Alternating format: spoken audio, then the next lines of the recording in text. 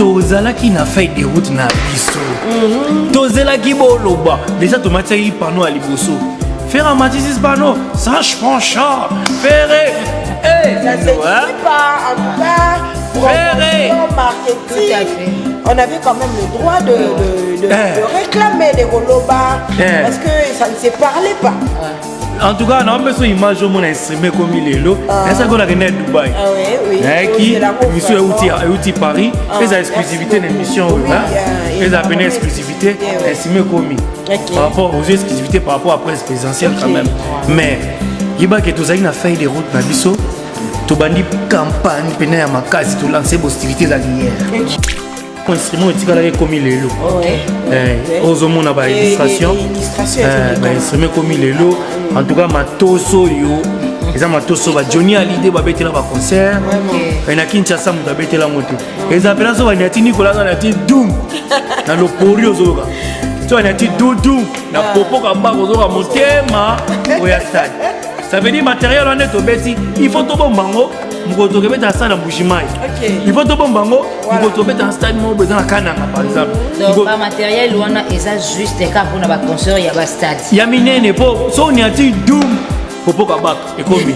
Si on a dit doum le colam et commis. Mais ça veut dire matériel au tout en tout cas naza fier nango déjà de organiser makam biso très kitoko.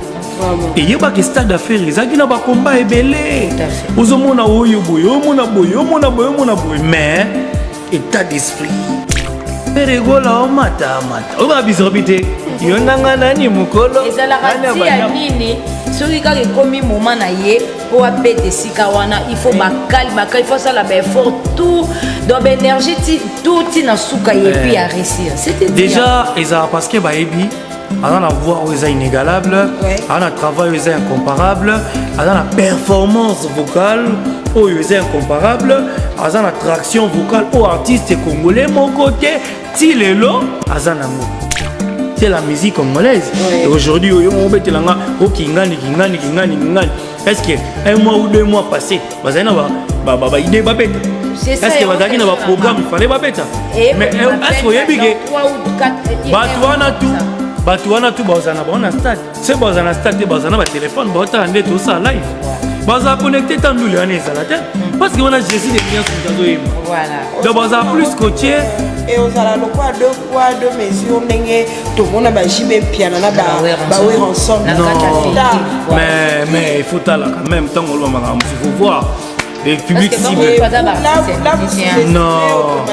Non, c'est pas sous-estimé mais c'est comme si tu veux comparer un cafard à une souris. Qui est cafard, qui est souris? Non, personne n'a condamné.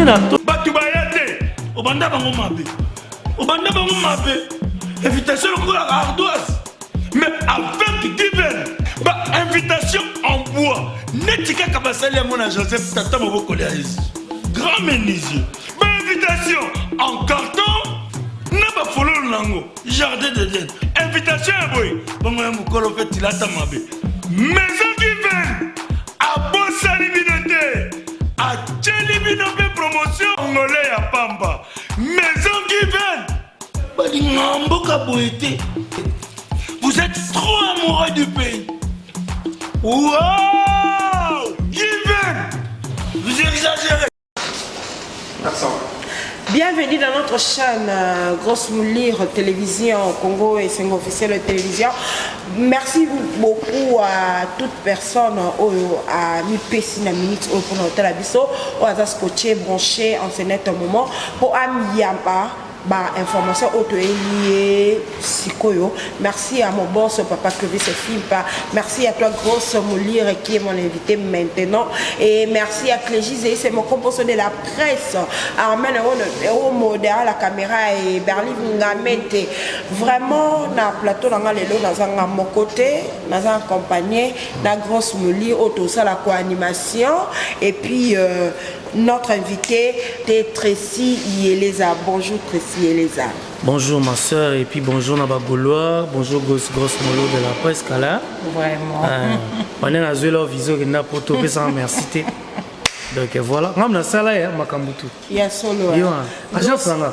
Grosse Moulire.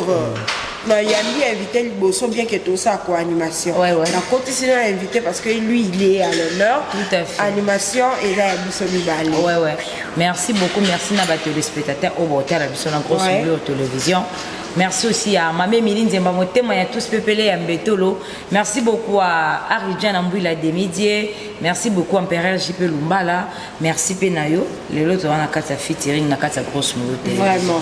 Erkil Bamvoa, tu n'as London City, Lasconi Munza, Mbotenayo, les autres sont le Bela.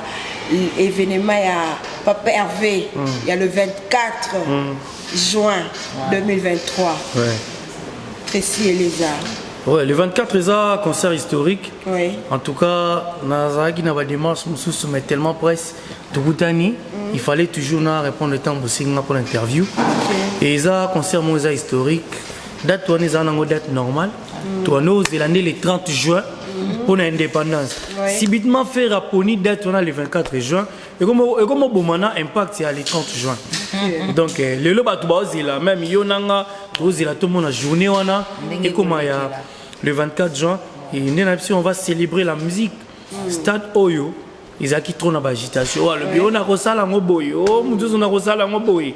Mais nous on viendra stabiliser avec la voix qui chauffe les sangs et qui fait battre les cœurs, la voix de Ferregola.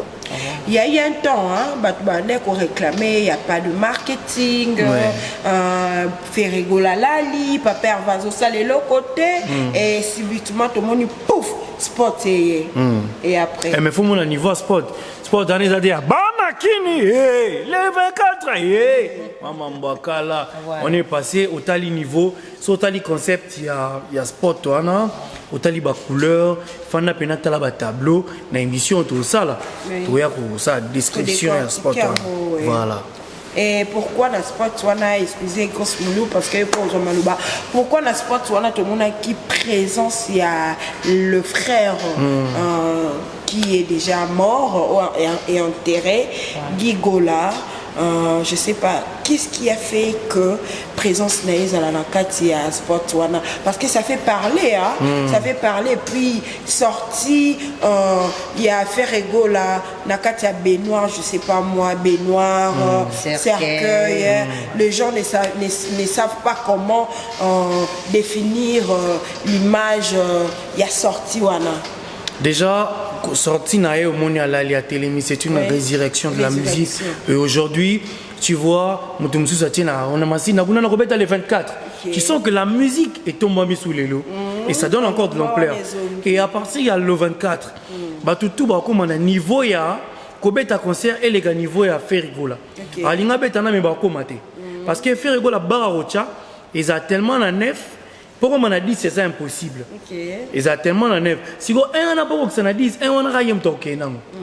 Donc, à ressusciter musique congolaise de l'eau, que na banda musique la musique africaine na biso de l'eau, na biso de l'eau rumba. Tout comme moi si en Afrique et aujourd'hui, grâce à les 24, on a musique na biso ekola mukali susu. Deuxième chose, tu m'as posé la question. Papa Wemba loba na nzembo moko matanga et pas Bapaya. Voilà. Et qui n'arrambang ou pas Kolonda Kwitikala. Gigola, c'est un frère, je sais pas, c'est un frère. C'est parmi les amis tous dans un groupe qui discutent à mingi makambo et constructif. C'était un garçon très intelligent. Oui. Tu vas nous discuter na mingi surtout côté abadage. OK. Ngana na adage ne mo atikela nga nous discuter na ngona ndo sepela nango. Si Dieu ne pardonne pas, donc son paradis serait vide. Ok. Si Dieu ne pardonne pas, donc le paradis des dieux serait vide. Ça veut dire que bientôt tu vas battre ma somme. Ok. Toi c'est condamné. Tu vois, il réfléchissait. Et puis dans Nzembo, on est à inondation là-bas. Dépense ya makanisi nga nazo sala na mokolo moko. Ce que ça la bongo mena koma mobola. Imagine comment tu penses à na bongo te dépense na makanisi au sala. So zagi bongo. Ça dit il réfléchissait pour faire les choses bien et puis à la hauteur. Et aujourd'hui, c'est un des piliers où il soit bêtis vocal dans lequel c'est raté. N'habitez ce monde à contredire. Non. Qui va vocal né dans vocal tout à tchan orchestre et raté. Et aujourd'hui, et nous années c'est un moment pour la stade des martyrs. Tout partageant un peu nos frères Nabiso. Sauf que tant que Maweyaka il a raté tout ça même comme si Rosayo tonga tobe grosse moulou et comme bayam pa kapé ba sali ba polo ba ke mena masanga la capella tu vois c'était un frère il faut toujours rendre ba vibrant hommage merci voilà merci beaucoup Tracy Elisa nga déjà dans la ti short to ba benga ngo drapeau ya mboka oyo lelo na minute yo jet set les en États-Unis na mboka ba Patricia Ngandu question nanga izali bozo préparé le 24 juin à la 4 stade de Martyr mais comme on a avant concert il y a le 24 jet set na président Ferregola bazana ba voyager ba ki États-Unis est-ce que quelque part côté wana ils ont bangi sabinoté artiste mususu ba kotika le sur le table na événement ou bien mo benga ngo événement o ya somo ya suka o nga devant na pesa ki papa Hervé atiki na biso ka fissure liste za ngate non po ba bota la c'est avant la répondre na kati ya stade de Martyr déjà ba bo répéter ki tout makambutu OK ba chant entrée sortie nani kandenge kenda kande to lingaka mais comme on a jet set na kati États-Unis bo voyager avant les 24 boya ko beta consort quelque part côté ne ko pénaliser binoté au cas où artiste mususu batikali voilà bien au cas où ne ba connait ba au cas où yemo pona bon déjà nous tout ça entreprise moro très bien organisée ngai je crois nazaki na mission de service à Dubaï. La kende pona ke somba biloko belebele lelo toza déjà na protège gazon na biso ya na kin OK ba stade de Martyr a déclaré qu'il va protéger qui a ba qualité bien peut-être comme toboka déjà na événement mususu ceux qui moins andi biso to ya to offrir bango protège ya qualité ya makasi tozo mi protège ya banque na ba stade de France au robet l'on peut ba concert où ils ont coûté très très cher ya dia na Kinshasa awa et puis na Dubaï na ki na ba matériel mususu ko permettre biso to somba ba matériel mususu utaki pe Europe et puis déjà na Kinshasa tout ça qui déjà préparé bilo na biso et comme qui déjà 2 mois en avance concert ça fait 2 ou 3 mois déjà si te préparant de te remettre à la formalité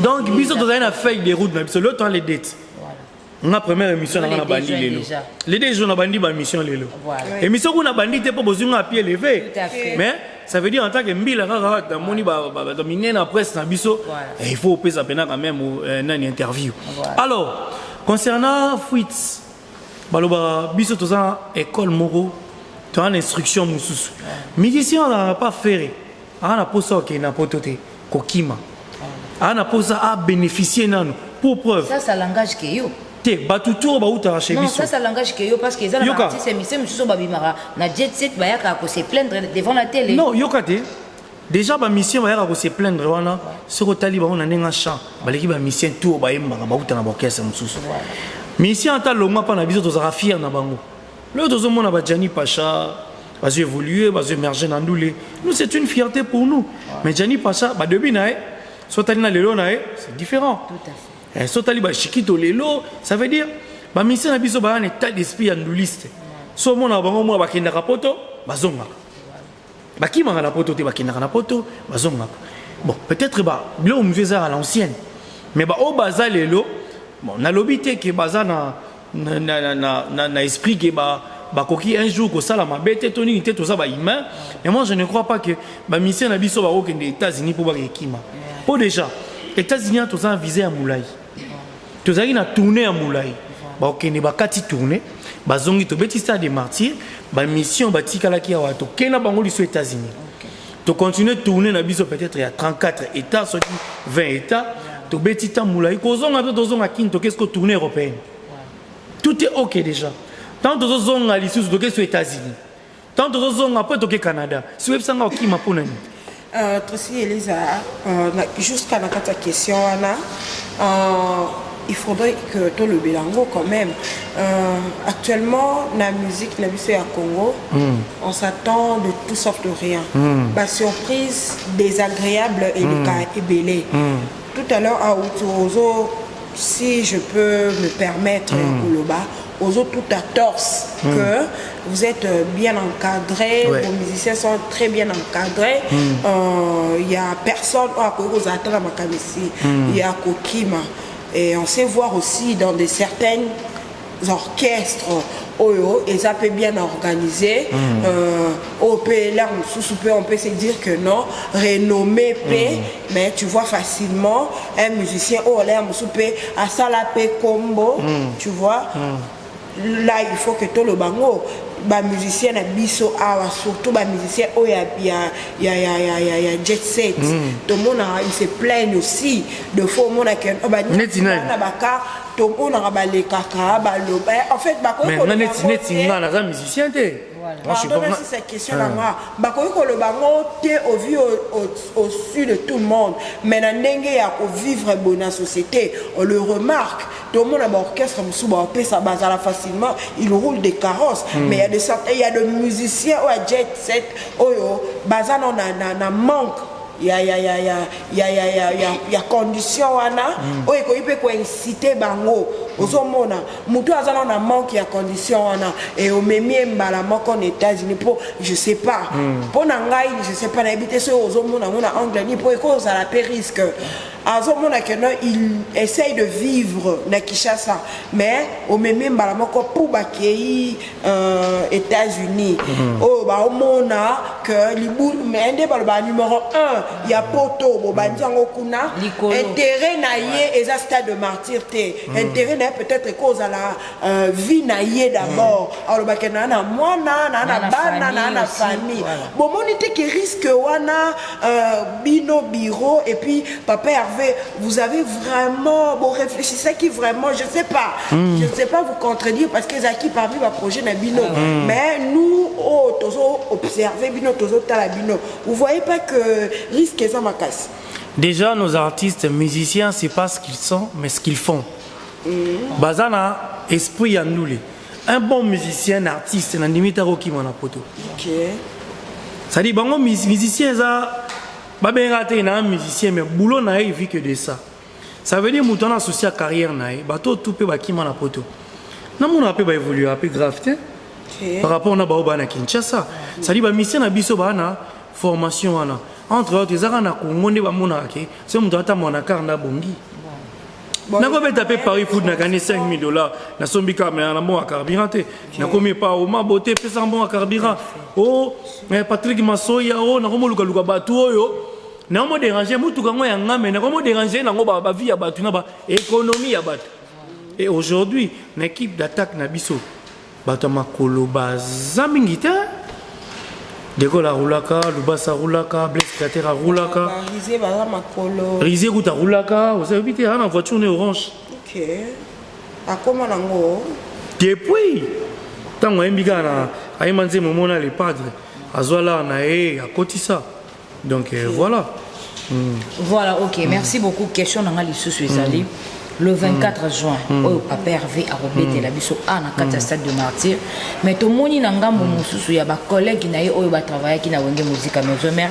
Na combo ya Didier Lacoste, my food, a rebêté la biso na Massina. Le 24 toujours. Tout le monde est sous Cabo Seboulembi, ya Kotumba. A rebêté la biso awa na terrain à Sainte-Thérèse, Yandjili. Côté wana. Ça passe. Mais batutu bazana stade question liboso ndonanga tunenga eza que pour nani faire alala ki na sport à la moki c'était pour ressusciter la musique congolaise et aujourd'hui on betelanga kingani est-ce que un mois ou 2 mois passé bazana ba idée ba beta est-ce que bazaki na ba programme il fallait ba beta mais est-ce que yebike Batuana tout bazana na stade. C'est bazana stade bazana ba téléphone ba otande tout ça live. Baza connecté tant nous les anezala te parce que on a Jésus des millions sur tazo yemba. Voilà. Donc baza plus côtier et on a le quoi 2 poids 2 mesures ndenge tout le monde ba jibe piano na ba ensemble. Mais il faut là quand même tant on va il faut voir. Les publics cibles. Non, c'est pas sous-estimé mais c'est comme si tu veux comparer un cafard à une souris. Qui est cafard, qui est souris? Non, personne n'a condamné, n'a jugé Moutouté. C'est-à-dire, il y a le roi, n'a tient PCA, n'a tient Pougo, mais n'a bigé baza mounene moko. Omoni. Si on a le qui est PC qui est. Mais ils ont marambo ya rotala la musique congolaise. Na nenge ba stade te zobeta ma challenge stade ba tutu ba ozeliza ya faire après stade na aussi. Vena biso jive mpia na beta. Pour la deuxième fois na kata stade. Omoni stade so to betiango mutaoza su gurugu ya obeta stade. Pourquoi? Ba to rotire la likolo po ya kolongola na organisation, na sécurité, na musique, na public ordonné, na public à discipline wana na limité. Ba stade et beta. Mais stade yo on a évité. Parce que déjà, préparatif nango, oui, pour comprendre l'esprit stade autobé, la montagne concert faire go la bêta na al de la Gombe live stream. Oui, concert à bêta. Est-ce que la version bêta la bande mbona? Si vous version ana si yo version to mo bêta mi ba concert na ya version al de la Gombe. Ora.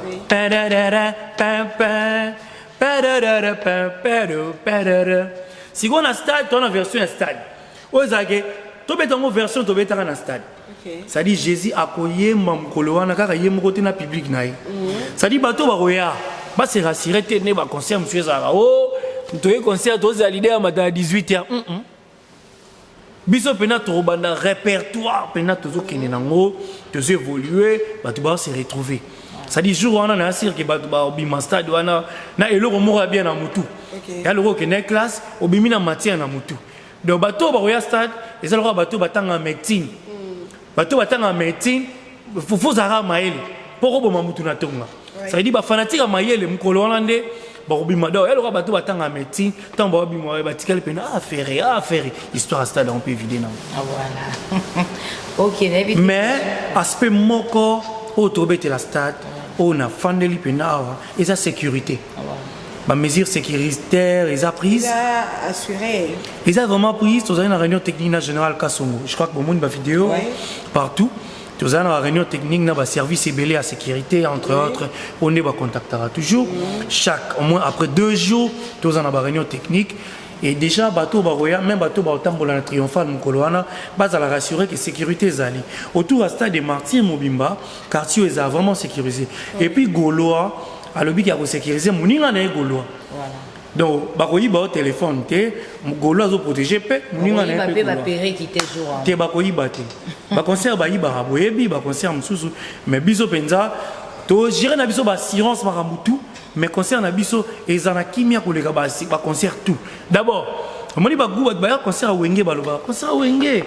Ordre. So bato ba sala sécurité na concert wenge. Parce que chez biso. Parce que tozi bango les doubles. Voilà. Ça dit non mo ba ki pona concert wenge, tozi bango les doubles. Donc sécurité, côté aspect sécuritaire, bazala penza pepele. Côté logistique, podium auto installé, eza podium o na kongona no ba installate. OK. Podium mwana no yuti libanda. Ba mindele mutu ba ya remonter podium mwana, lumière wana, bato ba tsa lumière na Burj Khalifa. Pour ba travailler ande ba sa lumière na stade. Logistique na biso. Musu se utaki Dubaï, musu uti Europe. Moi quelques débats frère. Ya biso monto ba ça musu to rozo apé. OK. Des invités spéciaux. Donc nous les wana ezala bato ba na kata stade. Stade etondi bandeko ba libanda bana moya omona te peut-être ba koza na moya quand j'ai un bango mo ba placer les bango wana bazoka ndule avec un son audible et puis bato ba na chance o ba tie mulongo libanda bazoka de bilengia les padres les obéta ensemble. Moi je demanderai à tous les Gaulois to comme à partir de 9h to inviter na biso ba encombrement donc tu invité moi ban troupe belé ça dit to tie mulongo la biso to zokota calmement ouverture des portes à 9h juste. Calmement au côté aux place na yo kolingato ya retard au chamulongo ro raté marambo belé zala pembeni okutana na Jésus pas participation aux frais ils en aura 3000 francs en pamba. OK. Il y en aura 3000 francs en pamba. Allez, à 3000 francs ils en a VIP. VIP ils a $100. $100. VIP ils a $100. Mais déjà ba billet VIP va réserver plus de 60 000 billets. Non, tu vas dire que la billetterie sera ouverte à partir de la semaine au Il y avait une dernière question on a bien que nakoka ko arracher au malobate il y a des invités spéciaux oyo papa Hervé à Bongisi Moi, je crois que bon, dans la spécialité. Non, deux invités, en fait, deux invités spéciaux, c'est-à-dire comme surprise aussi. Prester. Voilà. Donc, pour Nanga, deux invités spéciaux, dans ces pays-là, tu bien as un invité surprise. Surprise, invité. spéciaux, Donc, invité au bazar. Il y a concert, il y a Fanny Poupa, le même jour on est le 24. Et puis c'est la organisation, Bino étant bureau, organisation enlever les rideaux, banane barobeta et puis invité surprise au baroyage de là déjà le même jour à 24. Déjà roi de Chomoro et Salama Kalamingité tous avons un label Moro ya munene ils ont produire artiste belé boebi ou afandi ane manager abimisa Rebochulo et puis producteur na eza Ferigola Brice Koulé monde la ebi toujours donc topé si sous chance na ba jeune jeune talent même au Tazouza Gaulois olinga les padres alors au jour où on a les padres sali ba fan na plaisir baté Jeep Moro ya très cher baté Jeep Moro ya très cher pour na batu oyo à interpréter nzembo ya Ferigola bien correctement to banda yango na ba district to ça d'aba radio to kita et puis muto a la chance au ba dérange arabiso a rose la chance wana a gagner mutuka na e a rose a peine voir munene à cause offrir opportunité batin de la biso na label pour produire parce que ba jeune au bazan a besoin ba na label l'opportunité yango yo t'offrir bango mutuka moko ya cher ya sika yango on a déjà mis à disposition na bango bientôt là bon mon a ba spot na bozala connecter na page officielle et artiste bon mon a ba information on a tout. Oui, il y a des rumeurs qui circulent la toile en disant que Babi zoté comme en ligne. Non, Babi nano billetterie nano e bandi côté billetterie nano bandité billetterie nano bandité à partir il y a semaine oyo neto banda mais tout ça qui cite mon réservation ils a qui déjà pour salama au moins na VIP tout débordé nombre parce que stade il y a 80 000 personnes mais réservation comme à 50 000 si on a un billet normal tout comme il y a 130 000 réservations alors biso tozarara na 80 000 billets pour na batoana normal tu as 80 000 billets donc ce mouton a raté billet a raté événement donc tant billetterie au fondement zala à l'aise ya resomba billet rapidement et vous voyez pas que vu temps il y a offéré offéré vous avez une feuille de route na biso toboité et là on c'est une organisation il y a eza bâton magique à Kinshasa ya munene té offéré et je pense pas que pour comprendre Tracy, pardon, je pense pas que bateau il y a concert, il y a pas Hervé, Baozaka na Kinshasa. Ça veut dire je ne le pense pas. Déjà au coquille jamais. Vous voyez pas que ça serait un peu encombré, tant les alamoukiers, billets, voyages, organisation. C'est comme si tant les alamoukiers. Parce que aujourd'hui nous sommes le 2. Il ne vous reste que 20 jours. 20 jours. 20 jours il y a préparation. Neti ngabo na visé États-Unis. Mais donc il était pour une organisation stade. Si quoi yo tozala qui n'a fait des routes na biso. Tozela qui boloba. Déjà to matériel panneau à liboso. Faire un matériel panneau, ça je prends cher. Faire ça se disait pas en tout cas. Promotion, marketing. Tout à fait. On avait quand même le droit de réclamer des rolobas parce que ça ne se parlait pas. En tout cas, on a une image où on a instrument comme il est là. C'est ça qu'on a gagné à Dubaï. Qui émission outil Paris. Les exclusivités d'émission. Les appelés exclusivités instrument comme par rapport aux exclusivités par rapport à la presse présidentielle quand même. Mais il y a que tous a fait des routes na biso. Tu bandi campagne pena ma case tu lancer hostilités à guerre. Ozomuna Kalaming était awa Kinshasa et ils a décoré na ba panneau publicitaire. Na 20 jours wala. O botikali na on. Nyazo bisayoti. Mzupe Léona Boutou, tolobi na tongo, ozomuna de décoration mosusu. Et puis à partir il y a lobby to bando communiquer ba point de vente nyonso ba billets zali na pesi mbote na ba sponsor na biso tout o bazali oui ba na conférence de presse. OK.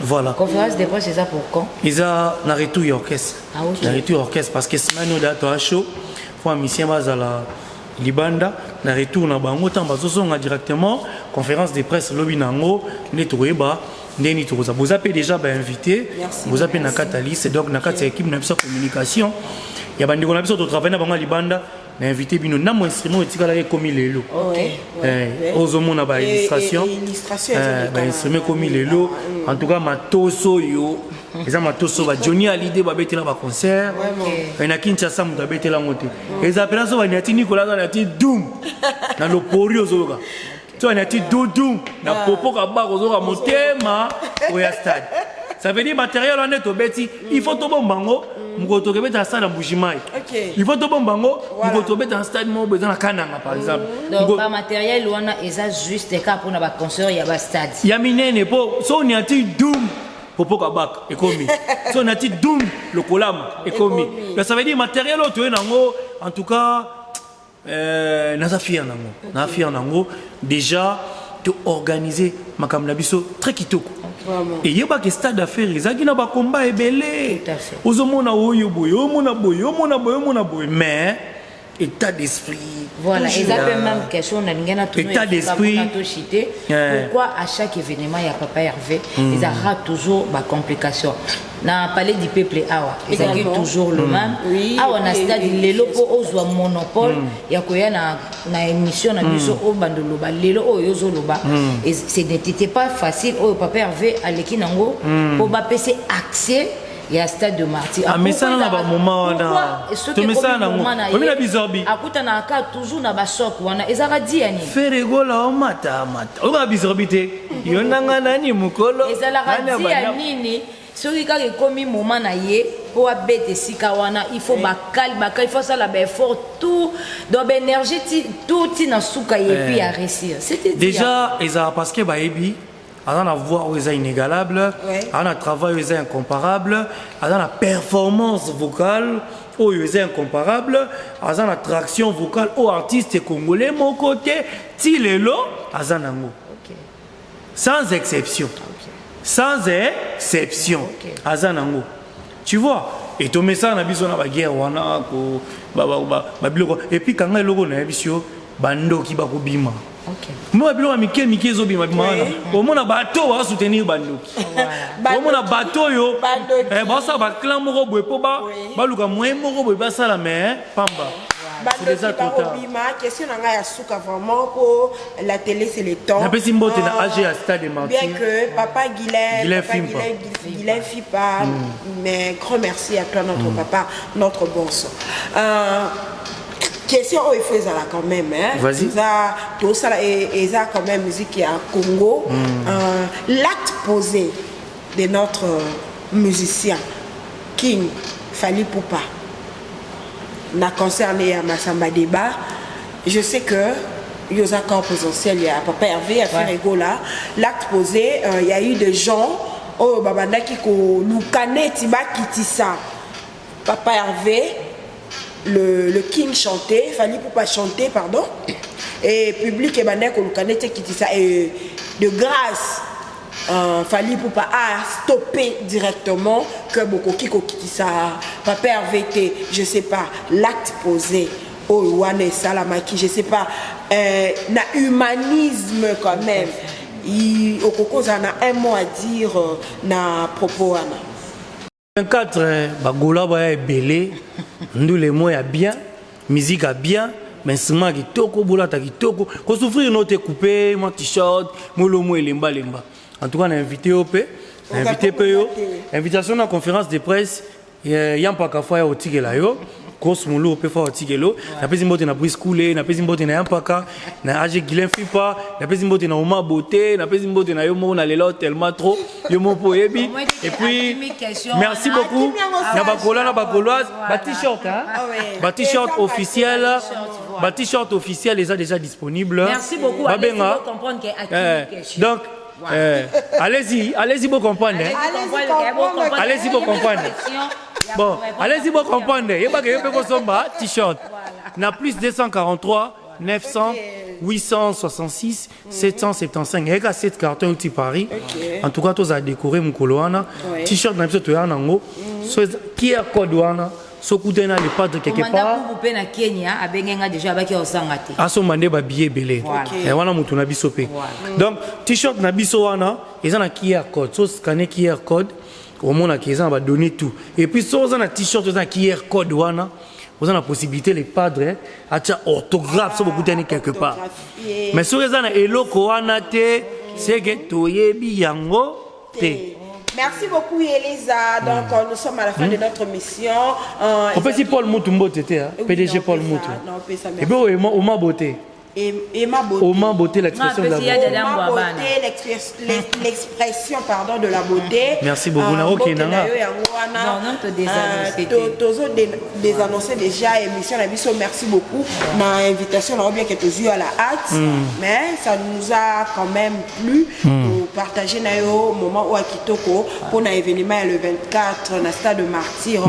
Merci beaucoup à Yam Paka toujours un bon soldat yepena akufa pona papa azanga boîte milité na ndako bien pesa ko le kabatu souci abia zala kilo. Donc merci beaucoup à Hercule Bonvoit na London City, Lasconi Mbunza ya yo yangwana to yambela ki autreci au Lobaki.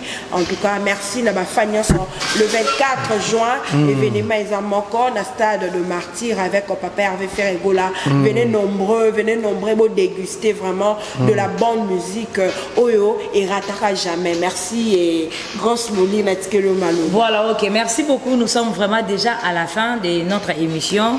Merci beaucoup à Maman Méline Zembamoté, moi Yabatouya, tous pépélés, Yambeto, le Maman Likelemba. Merci beaucoup à V. Gauthier Mascotte, l'homme idéal. Tout ça rendait tout le baki. Merci beaucoup à Noël Okito Black dedans. Solution. Merci beaucoup à Yaouli Moucheni Babi Code Mondial. Merci beaucoup à Patricia Ngandou, Dayan Moulaja. Merci beaucoup à René Makonde, les Babi Job International. Merci beaucoup à Christelle Pire, à Maman à Corsinei. Merci beaucoup aussi à MP4 devant la caméra. Merci aussi à Bisso Tunde, tous en plateau. Merci Luonda. Voilà. Merci Luonda. Armel Omoberg. Yampaka. Mon boss, son papa Clovis, c'est film. Et madame. Ma maman Doris. Voilà. Je vous aime énormément, mes parents, Maman Waro. Donc merci à vous. À la prochaine. À la prochaine. Abonnez-vous massivement. Batu bayate obanda bango mabe invitation à ardoise mais avec divers invitation en bois netika kabasali mon Joseph tata maboko le grand menuisier invitation en carton na ba follow nango jardin de Dieu invitation boy bongo mukolo fait tilata mabe maison divers à bosali binote à Tchelibinobe promotion angolais à Pamba. Maison Given. Vous êtes trop amoureux du pays. Wow!